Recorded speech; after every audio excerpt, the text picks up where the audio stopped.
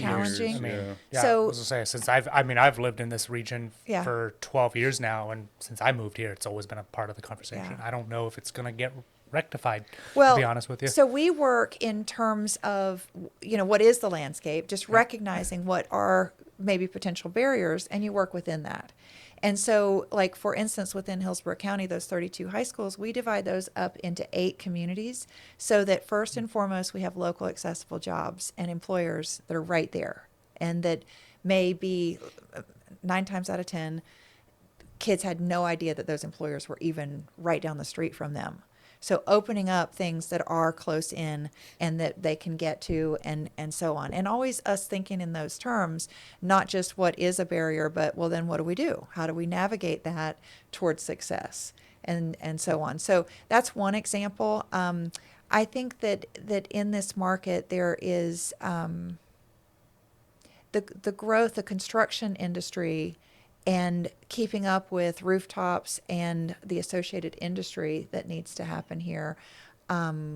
This and the best practices around safety and so on. It's really exciting to see what's happening in that industry. And we break out construction and the trades because construction is all the new stuff that the trades sit up underneath. But the trades also, I mean, have you had to have your air conditioner fixed this summer? Not yet. Knock on wood. Thank goodness. But Yeah, you know, that's the worst. yeah, how much, and to think about what are the opportunities for people to go into those things and make such great wages and or to be entrepreneurial and create new opportunities for others.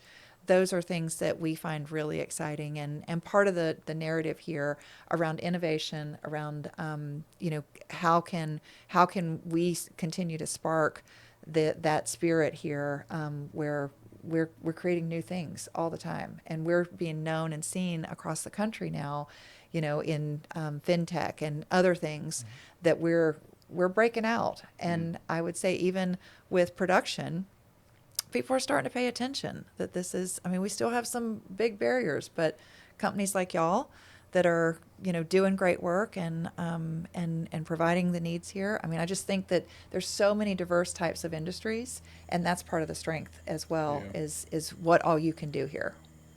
We're not just pigeonholed. That's- We're not a coal town. Yeah. That is so incredibly true. There's a lot of opportunity here. Yeah.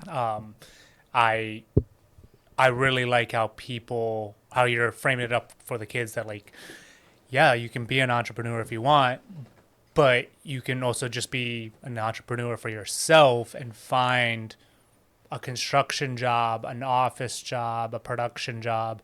You don't have to go to college. You can go straight to you can be employed. You had mentioned 3 E's earlier to us, which go ahead and let us know what the 3 E's are. Yeah, when kids are about to graduate, there's really, you want them to have a pathway. You Yes. want them to have their future plotted out.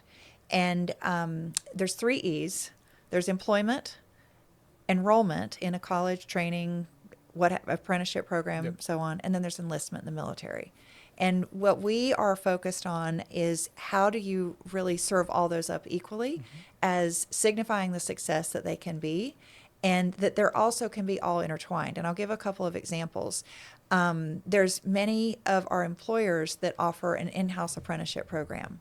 And so if you come in, you're automatically doing 2 of those. You're enrolled in an apprenticeship program, a certified, registered apprenticeship program, as well as you're earning money and you're, building tenure and your experience on the job as well. We also have reframed the military in our minds a little bit, because the military was almost like this, kind of out here compared to careers and training. And I look at the options. Not only is it a great career path if you want to go in and serve our country, we're so thankful for those that do, and so on. But there's also those shorter term opportunities. If you go serve 4 years in the military and come out and have learned logistics or like so many other things, I mean, it is very, very broad. All the different things that you can be a musician. You can on and on. You come back and you are so well positioned. Now there's a transition period, and we've got to, we as a community need to make sure that those things are strong. But the life skills and the other things that is taught in that environment for the military, I think is such a strong alternative option. And I've almost reframed it like it's an apprenticeship. You're earning while you learn and Yeah. serving our country. Yeah. So, we're trying to really stir some preconceived notions and how you look at opportunities to get you to your greatest pathway on success and earnings potential and fulfillment and opportunity and so on. So trying to mix it up a little bit. And we are back. So, Hello. as we mentioned at the beginning, a little bit of an audio issue at the tail end there. But Yvonne was such a genuine, nice person just to talk with. I mean, we talked obviously before the podcast started recording and afterwards, and just the remarkable high level of authenticity that she just Exuded. yeah, honestly exuded into the room was really nice. And just another great podcast guest for us. We continue to strike gold with all these people that are very busy, but they are gracious enough to come in and have a conversation with us, and it's just really nice getting all these different perspectives. And Yvonne was no different. Yeah, she definitely struck me as someone I would want to sit down and like play chess with and like figure out how much of you're like able to think and work and do all these things at the same time. Because she spoke in a way that she sees things in advance. Like there's a thing in chess where you're supposed to be able to see your moves. That's the best part about it, is you can see things happening on the board. I don't know if you ever saw the Queen's Gambit, but it kind of details that. Yep. And I'm listening to her talk. I'm like, she can see everything ahead of time. She even said she sells air, Yeah. And I was like, what?